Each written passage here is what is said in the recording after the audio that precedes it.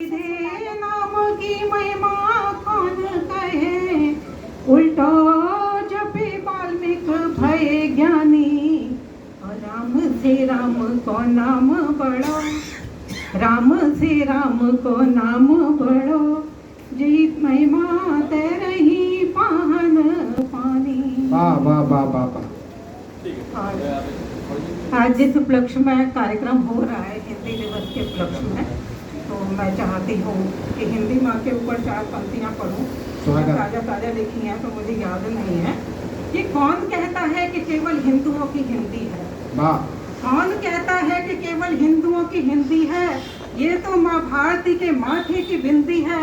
और भाषाई संगम में संस्कृत है सरस्वती, तो भाषाई संगम में संस्कृत है सरस्वती, तो ये पावन गंगा है सृष्टि उर्दू कालिंदी है। ये पावन गंगा है सृष्टि उर्दू कालिंदी है।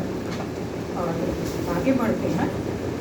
एक मुक्तक मुझे मेरा बहुत पसंद है, समय की अगर सीमा हो तो इतना 1 मिनट निकाल देना।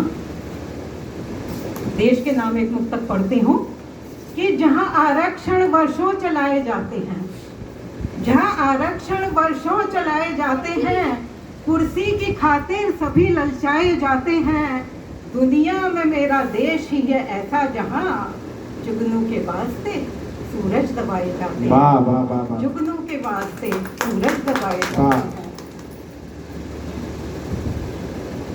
मेरा बहुत मन है कि मित्रों के नाम 4 पंक्तियां और होनी चाहिए। कि मैंने कब कहा कि आप पे विश्वास नहीं है।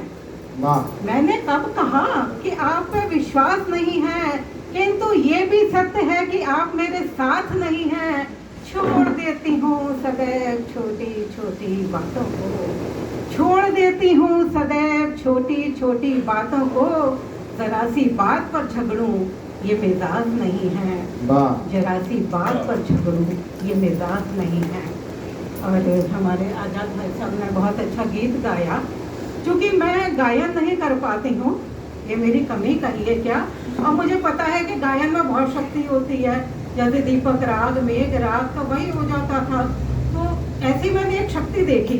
मैं एक बार राजगढ़ से गुजर रही थी, बुल्ले भैया की बहुत बातें हो चुकी, तो मैंने देखा कि आजाद भाई साहब और भाभी आपस में बुरी तरह झगड़ रहे हैं। वो कह रही हैं कि तुम दुकान से देर कैसे आए, देर से कैसे आए, बोले ग्राहक आ गए थे, देर हो गई। तो उनका बहुत जोर से झगड़ा हो रहा था।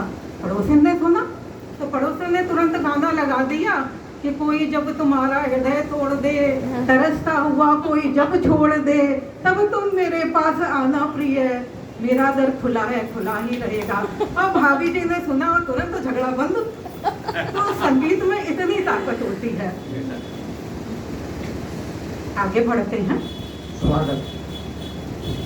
ऐसी की ओर बढ़ती कि हमारे कवि मित्र अटल जी से मैंने पूछा, हमारे कवि मित्र अटल जी से मैंने पूछा कि आपने अभी तक क्यों नहीं कराई शादी, आपने अभी तक क्यों नहीं कराई शादी, सारी उम्र यूं ही बिता दी।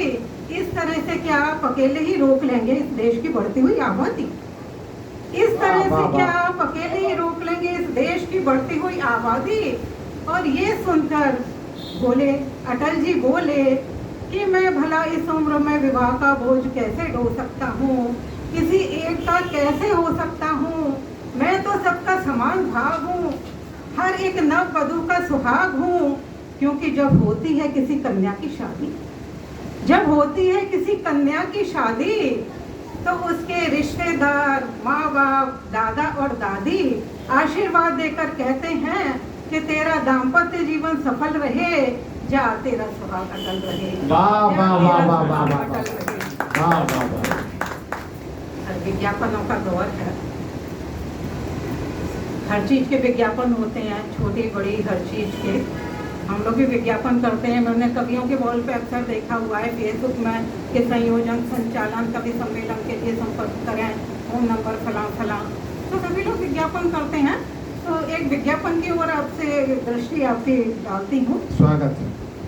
सुनिए, एक बार अखिल भारतीय जूता निर्माता संघ की बैठक हुई। एक बार अखिल भारतीय जूता निर्माता संघ की बैठक हुई और विधानसभाओं जैसी भारी उठापटक हुई और अंत में आम सहमति हुई।